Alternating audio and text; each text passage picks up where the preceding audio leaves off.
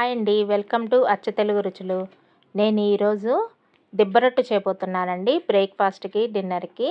దానికోసం ఒక గ్లాసు మినపగుళ్ళని నానబెట్టుకోవాలండి.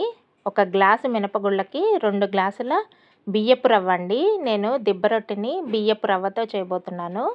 2 గ్లాసులు బియ్యపు రవ్వ పోసుకొని దాన్ని ఒక 2, 3 టైమ్స్ వాష్ చేసుకోవాలి. శుభ్రంగా కడుక్కొని పక్కన పెట్టుకోవాలి. నానబెట్టుకొని వాటర్ పోసుకొని నెక్స్ట్ ఒక 5, 6 అవర్స్ నానిన తర్వాత చూడండి, ఇలా నానిన తర్వాత మిక్సీ పట్టుకోవాలండి. ఇంకో 2 టైమ్స్ కడుక్కొని వాష్ చేసుకున్న తర్వాత మిక్సీలో వేసుకొని మిక్సీ పట్టుకోవాలి. బాగా మెత్తగా పట్టుకోవాలండి.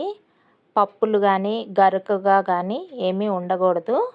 చూడండి, ఇలా మెత్తగా మిక్సీ పట్టుకోవాలి. నేను ఎలా వీడియోలో చూపిస్తున్న విధంగా నేను ఎలా పట్టానో అలా మిక్సీ పట్టుకొని ఒక గిన్నెలోకి తీసుకోవాలండి.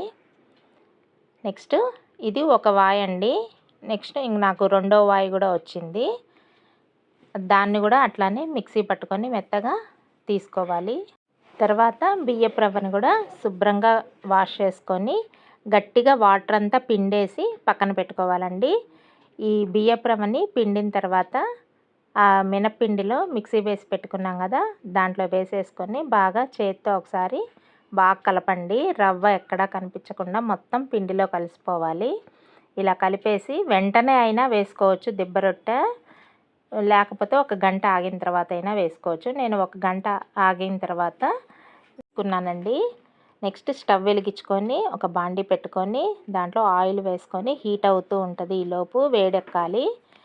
ఈ పిండిలో రుచికి సరిపడా ఉప్పు వేసుకొని కొంచెం జీలకర్ర కూడా వేసుకొని మొత్తం కలిసేటట్టుగా బాగా కలుపుకోండి. చూడండి, పిండి ఇలా ఉండాలి. ఒక గంట తర్వాత ఇలా ఉందండి.